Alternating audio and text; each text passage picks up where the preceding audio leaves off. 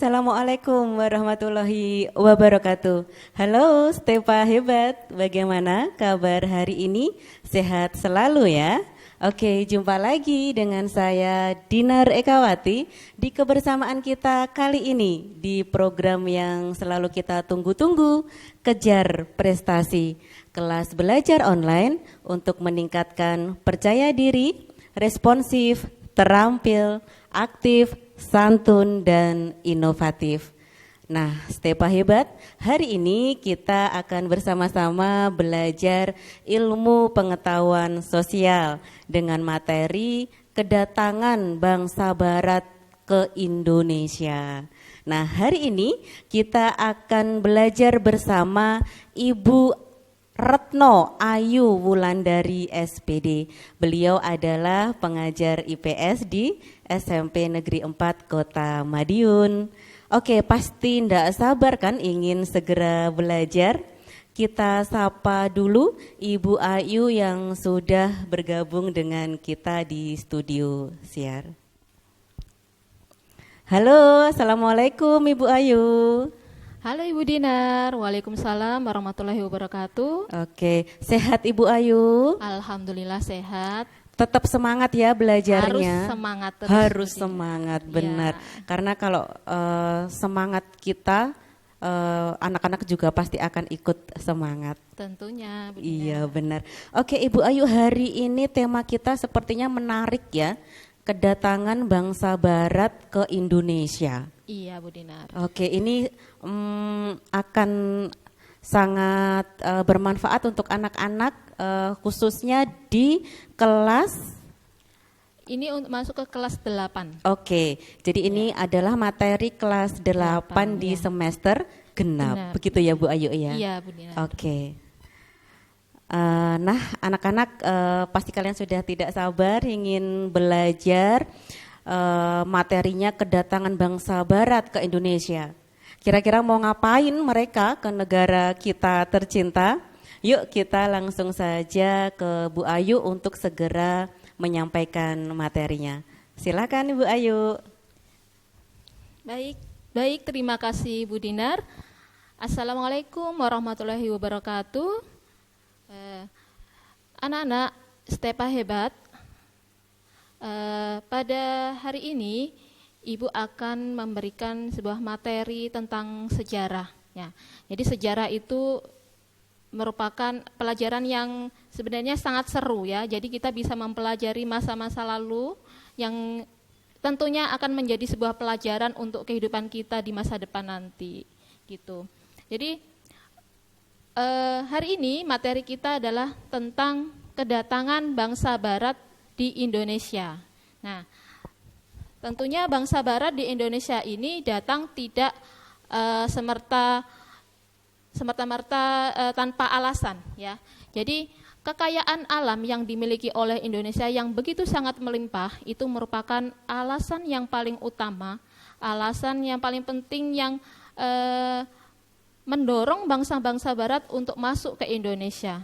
Ya, jadi kekayaan alam kita itu melimpah, ya. Jadi mendorong bangsa-bangsa barat untuk datang ke Indonesia dengan banyak tujuan. Selain untuk mengambil kekayaan alam yang ada di Indonesia, mereka juga akan menyebarkan kebudayaan mereka. Nah, hari ini kita akan belajar tentang kedatangan bangsa barat di bab 4, yaitu perubahan masyarakat Indonesia pada masa penjajahan dan tumbuhnya semangat kebangsaan. Nah, untuk lebih jelasnya, sebelum Ibu menjelaskan materi selanjutnya, kita melihat video dulu yuk. Mari Bu Dinar, silakan diputar. Kekayaan alam bumi pertiwi memang telah menyilaukan bangsa-bangsa Eropa sejak abad pertengahan. Mereka kemudian tergerak untuk melakukan penjajahan. Berbarengan dengan balutan kemajuan ilmu pengetahuan, penyebaran ajaran Tuhan, dan terutama untuk kemakmuran dan kekayaan. Penjelajahan bangsa barat mencari rempah Nusantara melewati sekian kisah dan peristiwa. Mulai dari Columbus yang tersesat dan menemukan benua Amerika pada tahun 1493, sampai Francisco Serrao yang mendarat di Ternate pada tahun 1512. Di tahun yang sama, Spanyol juga tidak mau kalah. Mereka mendarat di bagian lain Kepulauan Maluku, yakni Tidore.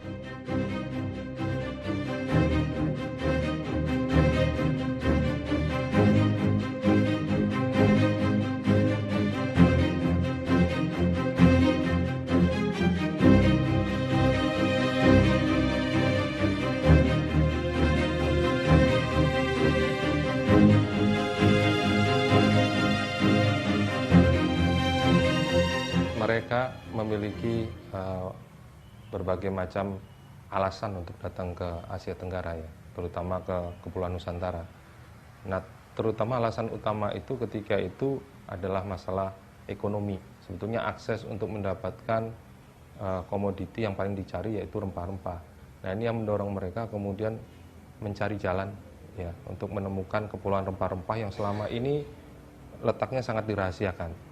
Dan itulah yang kemudian mendorong berbagai macam ekspedisi ya, di Eropa pada abad 15 untuk mencari jalan ke kepulauan rempah-rempah. Jadi orang Spanyol menempuh jalur melalui Samudra Atlantik, pergi ke arah benua Amerika, sementara orang Portugis turun menyusuri pantai Afrika untuk mencari jalan ke arah Asia. Nah, ini yang kemudian menyebabkan mereka, meskipun ada semangat kompetisi begitu ya, tetapi kemudian juga memicu berbagai macam hal yang lain, misalnya perkembangan pengetahuan tentang geografi, permukaan bumi, juga perkembangan pengetahuan tentang bangsa-bangsa lain yang kemudian menjadi awal mula dari ilmu yang disebut dengan antropologi, dan juga pengetahuan-pengetahuan lain termasuk juga pengetahuan di cabang ilmu pengetahuan alam seperti biologi dan segala macam. Jadi ekspansi bangsa Eropa itu menyebabkan dampak yang bermacam-macam. Dampak positif tentunya munculnya berbagai cabang ilmu pengetahuan baru, tetapi dampak negatifnya tentu saja memunculkan kolonialisme.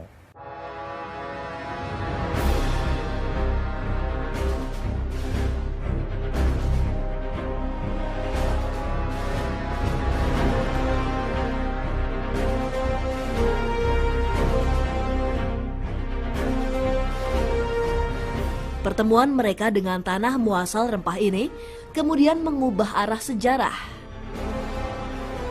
Keserakahan menjadikan bangsa-bangsa Eropa tidak lebih dari penjajah. Penjajahan yang melupakan nilai-nilai peradaban, penjajahan yang tidak berperi kemanusiaan dan peri keadilan. Kedatangan Portugis dan Spanyol menjadi provokator yang memantik dan membakar perseteruan raja-raja penguasa wilayah di Kepulauan Maluku. Perang terjadi berulang kali di antara kedua bangsa Eropa dan masing-masing sekutu mereka.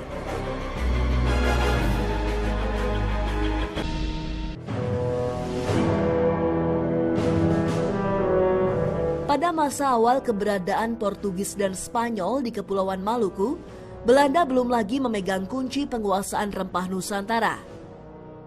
Baru pada akhir abad 16, Belanda mulai melakukan ekspedisi ke perairan Nusantara. 2 April tahun 1595, Cornelis de Houtman memimpin ekspedisi bangsa Belanda yang pertama kali menuju Nusantara. Bersama navigator Peter Dirk Zoon Keizer, Cornelis de Houtman memimpin 4 armada kapal dengan jumlah awak kapal sebanyak 248 orang. Jalur yang mereka lalui adalah pantai barat Afrika, Semenanjung Harapan, Samudra Hindia, Selat Sunda, dan mendarat di Banten pada Juni 1596. Namun Belanda mengalami kebuntuan karena berhadapan dengan Portugis dan penguasa Kesultanan Banten. Mereka kemudian beralih ke wilayah Sumatera dan Kalimantan dan terus berperang dengan Portugis dan Kesultanan Banten. Belanda dipaksa mundur karena banyak pasukan yang gugur karena peperangan dan wabah penyakit. 94 pasukan yang tersisa melakukan perjalanan ke wilayah timur Indonesia hingga menemukan Pulau Bali. Selama setahun, pasukan Houtman melakukan niaga di sekitar Pulau Bali. Februari 1597, mereka kembali ke Amsterdam membawa serta 245 kantong lada, 45 ton pala dan 30 bal bunga pala. Walaupun jumlah tersebut tak sebanding nyawa yang hilang, namun perjalanan Houtman dianggap berhasil lantaran menguntungkan perdagangan hingga bernilai 800.000 gulden.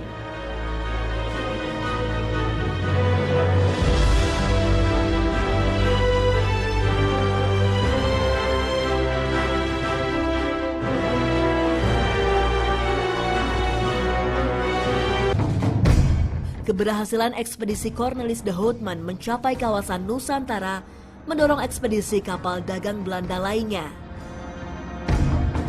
Namun persaingan antara saudagar Belanda dalam memperebutkan rempah-rempah Nusantara memicu perseteruan dan perselisihan.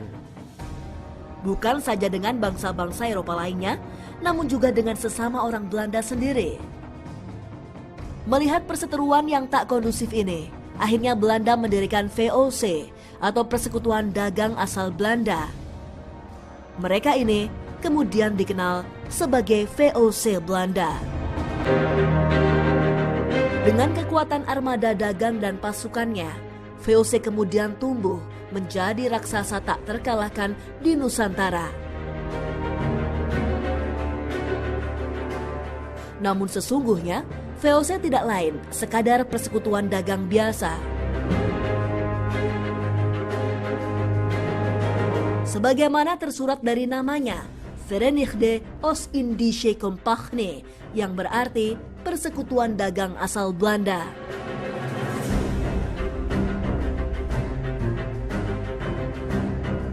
Kompani adalah penyebutan awam untuk VOC yang berdiri pada 20 Maret 1602. Kantor pusat VOC berada di Amsterdam, Belanda, dengan wilayah operasi dan kemudian memegang hak monopoli perdagangan di wilayah Hindia Timur, termasuk Nusantara.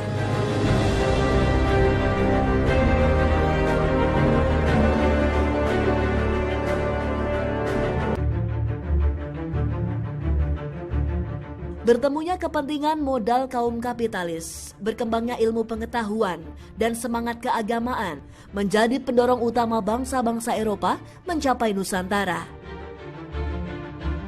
Namun demikian, jauh sebelum kedatangan bangsa-bangsa Eropa, Nusantara telah lama menjadi kawasan kosmopolitan. Kerajaan-kerajaan dan masyarakat Nusantara terbiasa melakukan transaksi ekonomi dan interaksi sosial budaya antar bangsa, mulai dari Tionghoa, Arab, India, dan bangsa-bangsa Asia Tenggara lainnya.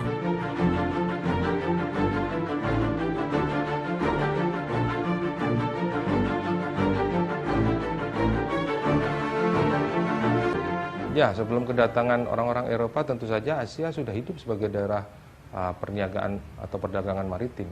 Bangsa-bangsa Asia sendiri saling berinteraksi melalui kegiatan pelayaran yang kemudian juga menghidupkan jalur-jalur pelayaran ya, yang menghubungkan antara satu negara dengan negara yang lain dalam jarak yang sangat jauh. Nah, ini memunculkan jaringan-jaringan pelayaran ya, yang ketika itu disebut dengan mungkin orang belum punya nama, tapi itu jaringan perdagangan Islam sebetulnya. Karena sebetulnya yang mendominasi itu para pedagang Islam, baik dari benua Asia Barat maupun Asia Selatan, sampai ke Asia Tenggara, sampai ke Asia Timur. Jadi ini satu jaringan yang sebetulnya dihidupkan oleh para pedagang Muslim dari berbagai bangsa.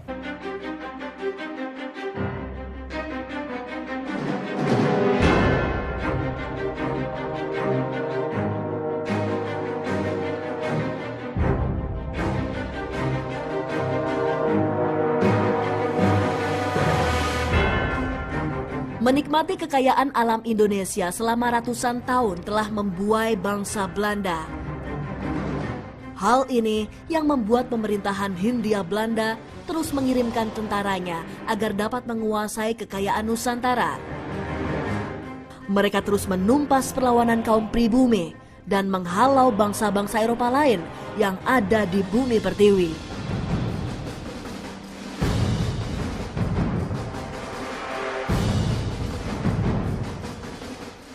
Portugis itu nggak seperti Belanda. Jadi mereka menganggap bahwa misi mereka untuk datang ke Asia itu terutama berkaitan dengan kepentingan kerajaan Portugis untuk meluaskan pengaruh dan segala macam. Spanyol mirip-mirip Portugis, ini kolonialisme oleh negara. Tapi Belanda itu beda. Yang datang ke sini itu para pedagang, bukan mewakili kerajaan, karena Belanda bukan kerajaan, dia republik ketika itu. Berbagai kota yang independen yang bersatu membentuk federasi menjadi republik, Dutch Republic. Jadi yang datang itu bukan perwakilan kerajaan seperti Spanyol dan Portugis. Dan mereka kemudian karena para pedagang, ya kemudian mencari untung. Caranya bagaimana? Membentuk satu perusahaan yang lebih besar, supaya nggak bersaing satu dengan yang lain. Ada 6 kota dagang utama di Belanda, itu semuanya ngirim armada dagang ke Indonesia.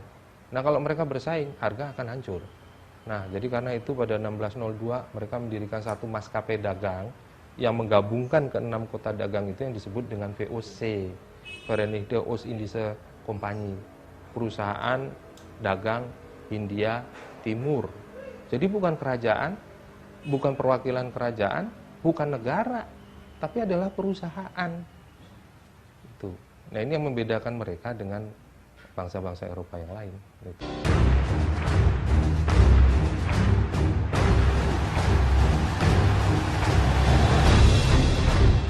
Pada tahun 1602, Belanda membentuk Verenigde Oost-Indische Compagnie atau VOC untuk melindungi kekuatan dagangnya. Tahun 1669, VOC mengalami puncak kejayaannya. VOC menjadi perusahaan dagang terkaya di dunia.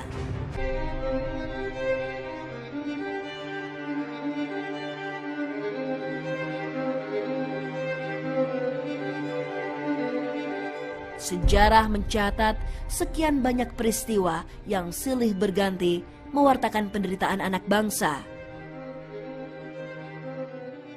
Sampai perlawanan dan perjuangan dikobarkan demi tegaknya kebenaran dan keadilan. Untuk meraih kemerdekaan sebagai jembatan emas terciptanya masyarakat yang adil dan makmur dan sejahtera bagi seluruh rakyat Indonesia.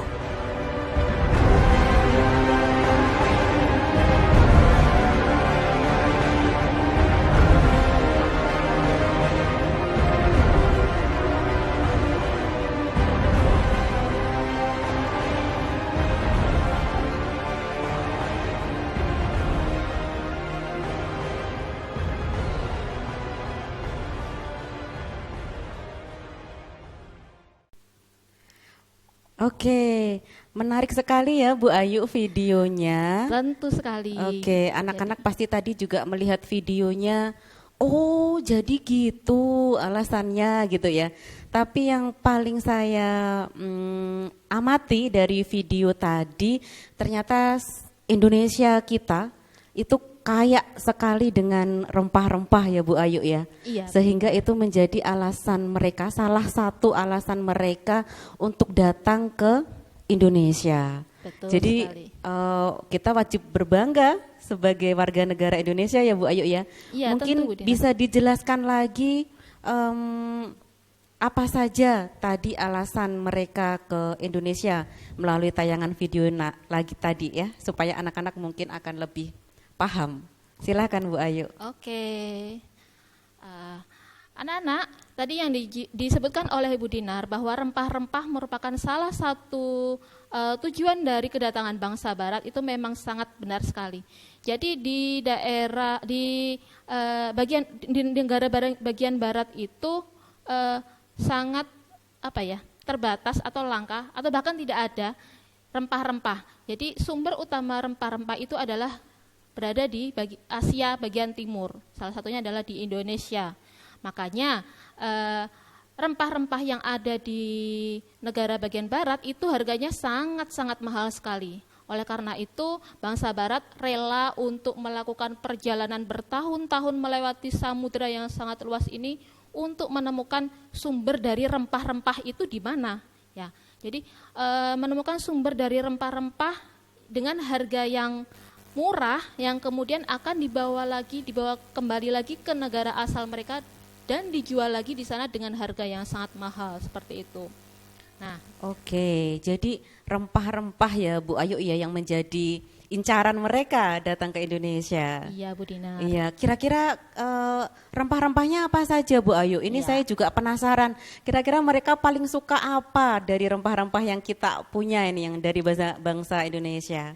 Jadi rempah-rempah yang diminati oleh bangsa Barat itu adalah rempah-rempah yang sering kali kita temui di Indonesia yang digunakan untuk bahan-bahan masakan seperti merica, terus kemudian ada cengkeh, pala, ketumbar dan lain sebagainya. Itulah rempah-rempah yang sangat diminati yang di negara Barat itu tidak ada Bu Dinar. Makanya mereka gitu.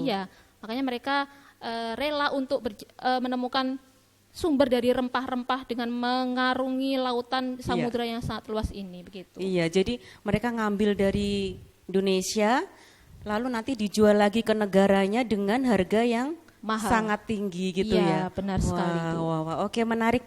Lah, kita lanjut lagi penjelasannya Bu Ayu. Apalagi alasannya mereka?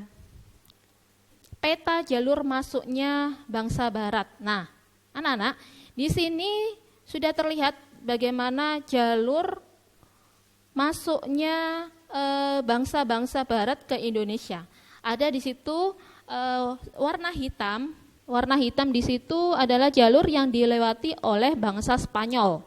Kemudian yang warna biru itu adalah jalur yang dilewati oleh bangsa Belanda. Dan yang warna merah itu adalah jalur yang dilewati oleh bangsa Portugis. Kita ambil yang Portugis dulu yang pertama ya, yang warna merah. Ya. Jadi di situ bangsa Portugis masuk ke Indonesia itu melewati atau alurnya itu adalah ke timur. Nah, jadi Portugis masuk ke Indonesia melewati jalur timur yang dilalui dari pantai barat benua Afrika.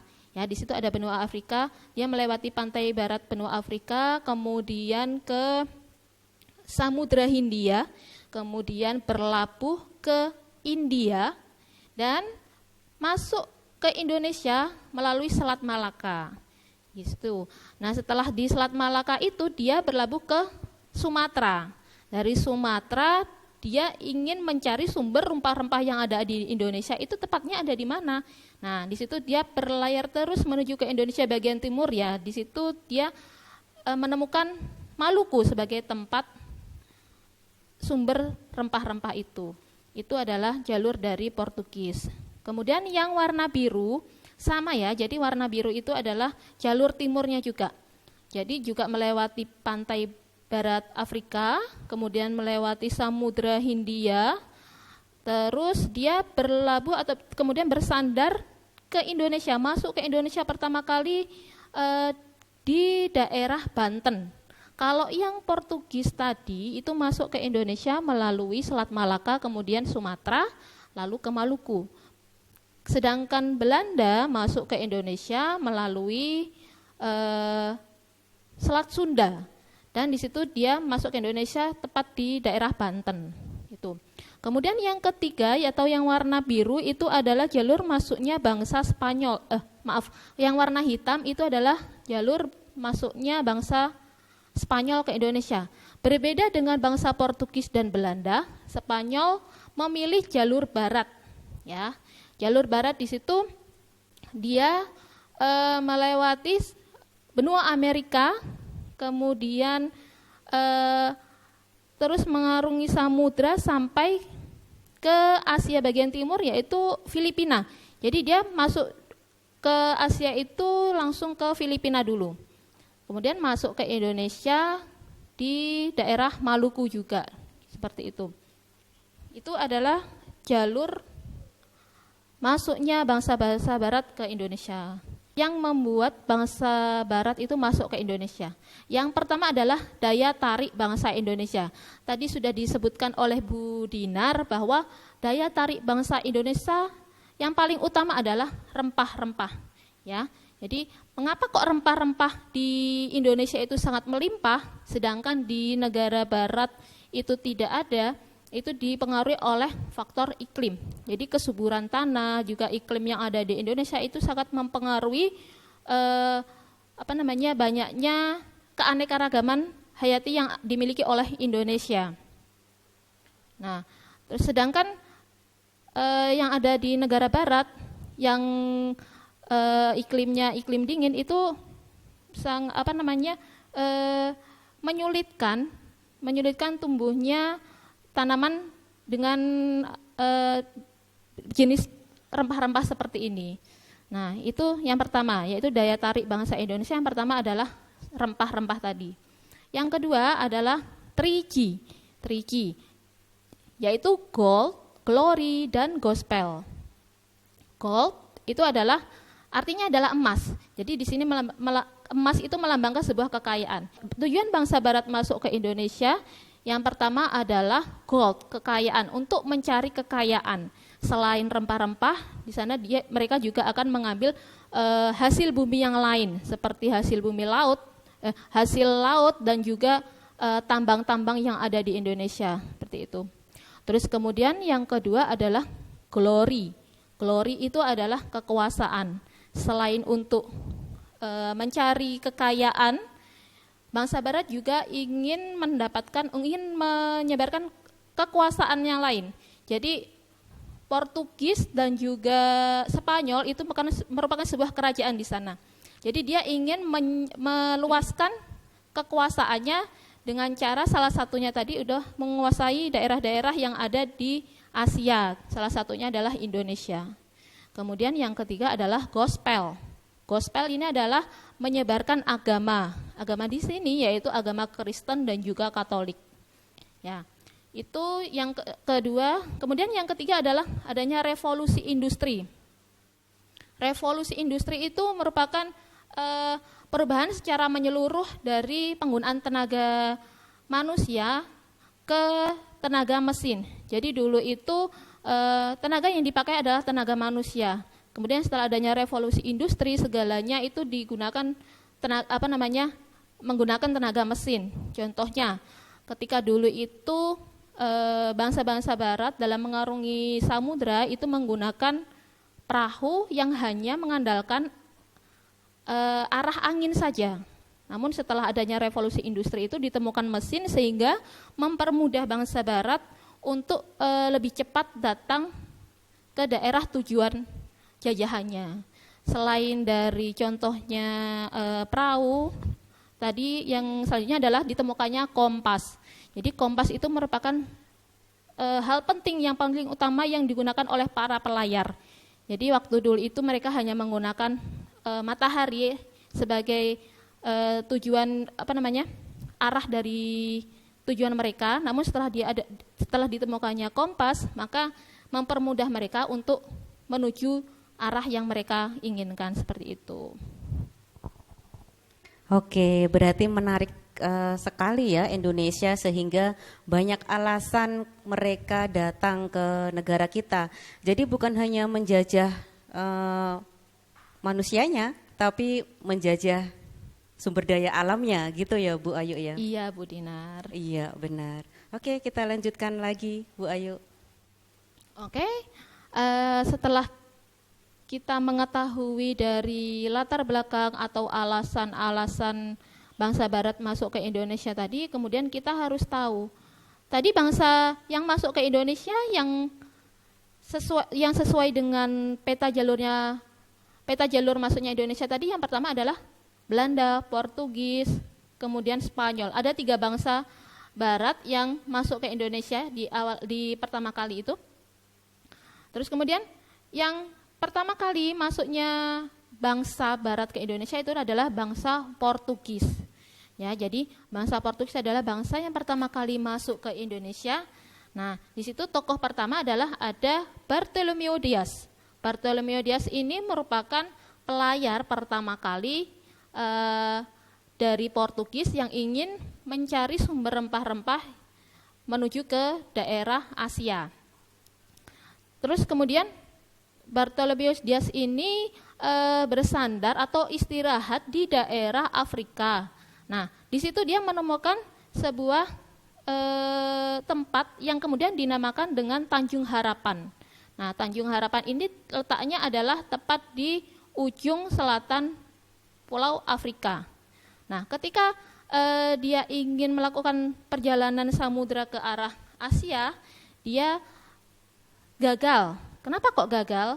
Karena ketika dalam perjalanan itu mengarungi samudra terjadi sebuah badai besar yang kemudian membuat kegagalan dari Bartolomeo Diaz ini untuk mengarungi samudra menuju ke Asia.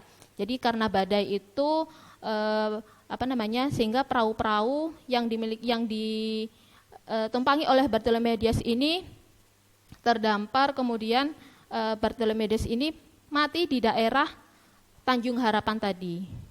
Nah, setelah kegagalan dari Bartolomeo Diaz itu, ada tokoh selanjutnya yaitu Alfonso de Albuquerque. Nah, Alfonso de Albuquerque ini adalah pimpinan yang mampu masuk ke Indonesia melalui Selat Malaka. Jadi setelah Bartolomeo Diaz kemudian digantikan oleh Alfonso de Albuquerque masuk ke daerah Asia melalui Selat Malaka. Jadi dia mampu menaklukkan Malaka dan kemudian itu merupakan awal dari penjajahan bangsa Portugis ke Indonesia. Nah, dari Malaka tersebut dilanjutkan oleh Antonio de Abreu dan Francisco Serrao yang melanjutkan perjalanan dari Alfonso de Albuquerque menuju ke daerah timur Indonesia, tepatnya di Maluku tadi. Ya, jadi Francisco de Serrao dan juga Antonio de Abreu itu orang-orang yang mampu masuk ke Indonesia, yang mampu berhasil datang ke Maluku pada tahun 1512. Seperti itu. Itu bangsa Portugis ya. Kemudian selanjutnya adalah bangsa Spanyol. Nah, bangsa Spanyol ini tadi kalau dari Portugis tadi jalur masuknya adalah melewati jalur bagian timur, yaitu melewati pantai barat Afrika, kemudian ke Samudra Hindia, kemudian masuk ke Indonesia melalui Selat Malaka. Berbeda dengan bangsa Spanyol. Jadi bangsa Spanyol ini masuk ke mengarungi samudra, ingin mendapatkan tujuan dari mereka yaitu mendapatkan rempah-rempah itu melalui jalur barat, yaitu melalui Amerika, kemudian masuk ke Filipina. Nah, tokoh yang pertama adalah Christopher Columbus. Christopher Columbus ini melakukan perjalanan pada tahun 1492 dengan menggunakan 3 buah kapal. Jadi yang terkenal kapal yang digunakan oleh Christopher Columbus itu adalah Santa Maria, Nina, dan Pinta. Itu adalah 3 kapal yang paling terkenal yang digunakan oleh Christopher Columbus dalam mengarungi samudra ini. Kemudian Columbus ini dalam melakukan sebuah pelayaran tidak sendirian. Jadi dia dibantu oleh penyelidik samudra atau perjalanan mereka itu dibantu oleh Amerigo Vespucci. Nah, Columbus bersama penyelidik bernama Amerigo Vespucci ini menemukan benua baru yang diberi nama Amerika. Jadi waktu itu Amerika itu kan belum ada namanya, sudah ada penghuninya, cuman belum diberi nama Amerika. Makanya ketika Columbus tersesat di benua Amerika, dia memberikan nama Amerika itu sebagai benua Amerika. Jadi Columbus terkenal sebagai orang yang menemukan benua Amerika. Kemudian yang ketiga, tokoh selanjutnya yaitu ada Magalhaens. Magalhaens berlayar pada tahun 1519 didampingi oleh Kapten Juan Sebastian Elcano dan juga Pigafetta. Nah, Pigafetta ini mengisahkan atau menceritakan bahwa perjalanan Magalhaens Elcano mengelilingi dunia ini membuktikan bahwa bumi itu bulat. Kenapa bisa seperti itu? Karena kita tarik cerita yang pertama tadi adalah bahwa Spanyol itu kan masuk mengarungi samudra melalui jalur barat. Nah, ketika jalur barat itu dia terus menuju ke barat, akhirnya dia menemukan Filipina. Nah, dari Filipina tersebut di Asia, dia kembali lagi ke negaranya. Di situ dia menemukan bahwa bumi itu ternyata bulat. Setelah diarungi terus-menerus, kemudian dia kembali lagi ke daerah asalnya, itu membuktikan bahwa bumi itu bulat, seperti itu. Nah, kemudian tahun 1521, Magellan tiba di Kepulauan Masava, yang kemudian diberi nama Filipina, seperti itu. Jadi Filipina dulu namanya adalah Kepulauan Masava dan diberikan nama oleh Magellan sebagai nama negara Filipina atau Kepulauan Filipina. Kemudian tokoh selanjutnya setelah Magellan ada Juan Sebastian Elcano. Nah, ini merupakan tokoh dari Spanyol yang pertama kali mampu masuk ke Indonesia melalui Kepulauan Maluku atau Tidore pada tahun 1521.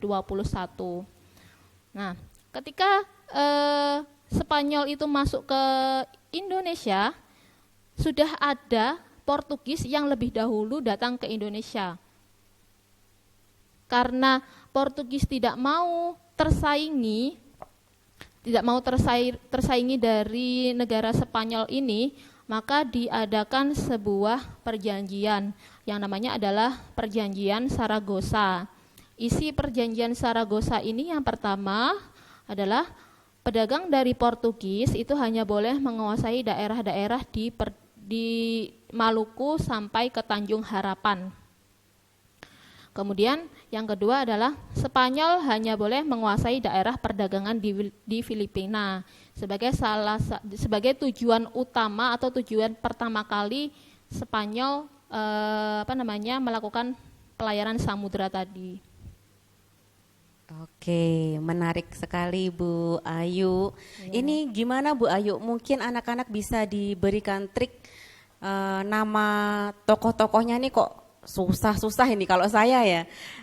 Caranya gimana ini supaya anak-anak bisa menghafalkan nama tokoh-tokoh yang sudah berhasil mendapatkan rempah-rempah di Indonesia? Gimana ini? Apa sering baca gitu atau gimana? Ya tentu Bu Dinar harus, kalau sejarah itu kuncinya adalah sering membaca. Nah, membaca kemudian mengingat. Triknya untuk mengingat nama-nama dari atau tokoh-tokoh dari bangsa-bangsa barat yang masuk ke Indonesia ini diingat dari nama depannya saja. Ya. Oh, oke. Ya, jadi atau nama singkatnya. Contohnya tadi Bartolomeu Dias, ambil Diasnya tadi. Jadi kalau Dias ada Bartolomeu Dias seperti itu. Terus ada Antonio de Abreu. Kalau saya ingatnya di de Abreu. Terus berarti depannya ada Antonionya seperti itu. Jadi kalau saya lebih ke nama singkatnya dulu seperti itu. Oh, oke.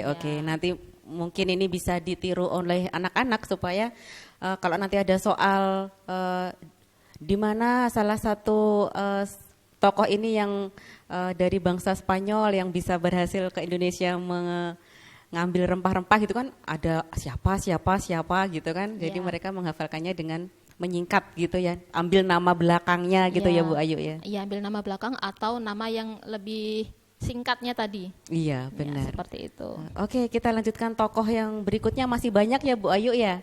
Ya, tadi sudah ada Portugis dan juga Spanyol. Terus kemudian ada bangsa Belanda. Nah, ini bangsa Belanda. Nah, yang pertama tokohnya adalah Cornelis de Houtman. Nah, dia mampu menempuh perjalanan ke Tanjung Harapan. Kemudian Belanda ini masuk ke Indonesia melalui jalur timur, sama seperti bangsa Portugis. Kalau bangsa Portugis tadi masuk ke Indonesia melalui Sumatera, sedangkan Belanda itu masuk ke Indonesia melalui Selat Sunda dan berlabuh di Banten. Jadi Cornelis de Houtman itu menempuh perjalanan ke Tanjung Harapan, kemudian dilanjutkan sampai ke Banten yang melalui Selat Sunda. Jadi Cornelis de Houtman ini orangnya congkak, orangnya kasar, jahat. Jadi ketika dia pertama kali datang ke Indonesia di wilayah Banten, dia diusir oleh masyarakat Banten karena sifatnya yang sangat arogan dan kasar. Seperti itu. Oleh karena itu Cornelis de Houtman hanya tidak lama di daerah Banten, hanya tidak ada 1 tahun, kemudian dia harus meninggalkan tempat wilayah Banten tadi dan kembali ke India. Jadi selain di Indonesia dia juga berlabuh ke India. Terus kemudian ada tokoh yang kedua yaitu Jacob van Neck. Berbeda dengan Cornelis de Houtman, Jacob van Neck ini tokoh yang sangat disegani oleh rakyat Banten karena dia orangnya adalah baik hati, kemudian dia mampu menarik hati masyarakat Banten. Nah, ketika Jacob van Neck ini datang ke Indonesia, didirikan sebuah VOC. Jadi sebelum ada VOC ini, kedatangan dari Cornelis de Houtman yang mampu masuk ke Indonesia tadi disusul oleh bangsa-bangsa Belanda juga yang ingin mendapatkan rempah-rempah yang ada di Indonesia dengan perahunya sendiri-sendiri. Jadi tidak bebarengan dengan Cornelis de Houtman.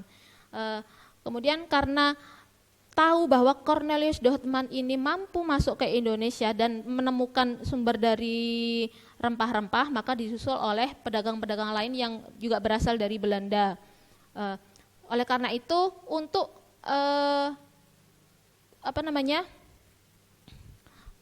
tidak terjadi suatu persaingan yang tidak sehat, maka didirikan sebuah persekutuan dagang Belanda yang disebut dengan VOC atau Verenigde Oost-Indisch Company, yaitu persekutuan dagang bangsa-bangsa di Belanda. Jadi sesama bangsa Belanda pun mereka juga bisa berperang karena melakukan persaingan untuk mendapatkan rempah-rempah yang ada di Indonesia.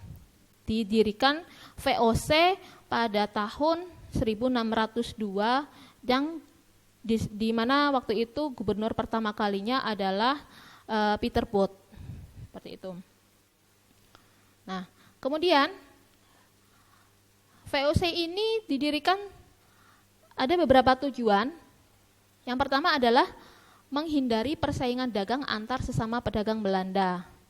Terus kemudian memonopoli rempah-rempah di Hindia Timur. Terus kemudian menyaingi kongsi dagang Inggris di India, yaitu kongsi dagangnya bernama EAC atau East India Company. Jadi kalau di Indonesia oleh Belanda tadi yang namanya adalah VOC atau Persekutuan Dagang Belanda. Sedangkan yang dimiliki Inggris namanya adalah EAC atau East Indian Company. Yang waktu itu Inggris menguasai daerah yang ada di India. Sebelum masuk ke Indonesia dia menguasai daerah India.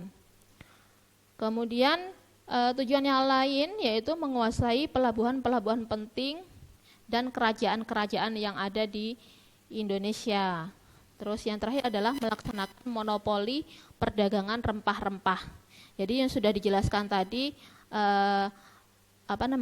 melaksanakan monopoli perdagangan rempah-rempah ini dia mengambil rempah-rempah yang ada di Indonesia dengan harga yang murah, kemudian dijual lagi ke daerah asalnya dengan harga yang sangat-sangat tinggi. Nah, itu Bu Dinar tadi tujuan dari VOC. Terus kemudian ada tokoh lain dari Belanda yaitu Jan Pieter Zoon. Nah, ini masuk ke Indonesia pada tahun 1619.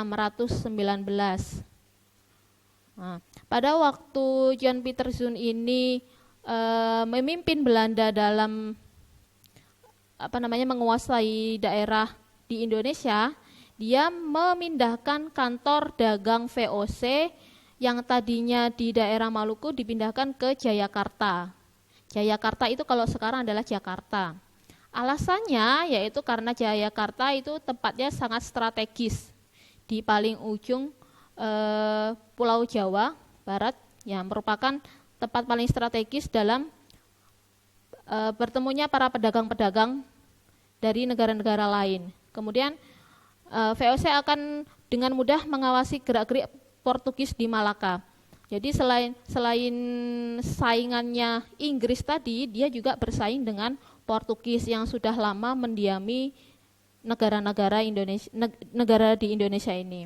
Kalau di Belanda tadi kongsi dagangnya namanya adalah VOC, kalau di Inggris pada waktu itu namanya adalah IEC yang berada di pusatnya adalah di India. Nah, setelah itu dia juga masuk ke Indonesia dan bersaing dengan Belanda. Karena kekuatan Belanda lebih besar, maka dia kembali lagi ke India. Jadi hanya sebentar saja Inggris itu di Indonesia. Nah, oke. ya gitu. Begitu ya Bu Ayu ya. Jadi memang karena saking kayanya Indonesia, maka banyak sekali negara Eropa atau bangsa Barat yang berlomba-lomba untuk mendapatkan rempah-rempah kita, gitu ya Bu Ayu ya. Iya Bu Dina. Iya. Oke, kita lanjutkan tokoh yang berikutnya Bu Ayu. Nah, itu tadi ya tokoh-tokoh dari Belanda, ada Cornelius de Houtman, Jacob van Eyck, terus kemudian ada Jan Pieter Schoon. Kalau yang dari Portugis tadi ada Bartolomeu Dias, di mana Bartolomeu Dias ini tokoh Portugis yang pertama kali melakukan pelayaran menuju ke Asia, namun dia gagal di Tanjung Harapan karena terkena badai. Kemudian dilanjutkan oleh Alfonso de Albuquerque. Jadi Alfonso de Albuquerque ini tokoh yang mampu masuk ke Indonesia pertama kali dan masuk ke Indonesia melalui Selat Malaka. Oke, menarik sekali ya Bu Ayu pembahasan kita hari ini. Berarti kita juga belajar sejarah ya hari ini. Iya tentu Bu Dinar. Iya, tadi saya juga belajar tokoh-tokoh yang berhasil memasuki Indonesia untuk mendapatkan rempah-rempah kita. Kita harus jaga bangsa kita Bu Ayu, berarti dari bangsa-bangsa yang ngambil rempah-rempah kita ya berarti. Tentu Bu Dinar. Oke. Iya. Bu Ayu, untuk mengakhiri pembahasan kita hari ini, silakan Bu Ayu untuk memberikan pesan ke anak-anak supaya semangat belajar, supaya sukses belajar. Dan apalagi kita kali ini akan maju sebagai calon sekolah adiwiyata mandiri. Mungkin bisa diingatkan ke anak-anak apa yang harus mereka lakukan di rumah. Silakan Bu Ayu. Oke, anak-anak harus tetap semangat dalam belajar meskipun pada masa pandemi seperti ini, dan kemudian rajin-rajinlah membaca karena membaca adalah jendela ilmu kita. Terus kemudian yang paling utama adalah jangan menunda waktu belajar karena waktu itu adalah sangat berharga, tidak bisa terulang kembali seperti sejarah yang kita pelajari hari ini. Dan kemudian anak-anak selalu jagalah kebersihan lingkungan kita dengan selalu membuang sampah pada tempatnya. Kemudian selalu hemat energi ya, yang penting dengan mematikan lampu, mematikan televisi jika sudah tidak dipakai, dan juga tidak menggunakan air secara boros. Mungkin seperti itu Bu Dinar. Mungkin ini anak-anak yang dapat saya sampaikan. Jika ada kurangnya saya mohon maaf. Wassalamualaikum warahmatullahi wabarakatuh. Waalaikumsalam warahmatullahi wabarakatuh. Terima kasih Bu Ayu atas share materinya hari ini. Sampai bertemu lagi di kesempatan yang lain Bu Ayu. Iya Bu Dinar. Oke. Nah, Stepa Hebat, demikian tadi kita sudah belajar ilmu pengetahuan sosial dengan materi kedatangan bangsa Barat ke Indonesia. Ternyata hari ini Bu Dinar juga belajar banyak dan bangkit rasa nasionalisme kita untuk selalu menjaga bangsa Indonesia. Nah, Bu Dinar juga bangga menjadi bangsa Indonesia karena ternyata kaya sekali dengan sumber daya alam, apalagi rempah-rempahnya, sehingga membuat bangsa Barat tertarik untuk datang ke Indonesia. Oke, anak-anak Stepa hebat, berakhir pula kebersamaan kita hari ini. Jangan lupa terus belajar, semangat belajar, dan jangan lupa patuhi protokol kesehatan. Sampai bertemu di lain kesempatan di program Kejar Prestasi. Wassalamualaikum warahmatullahi wabarakatuh. Sampai jumpa.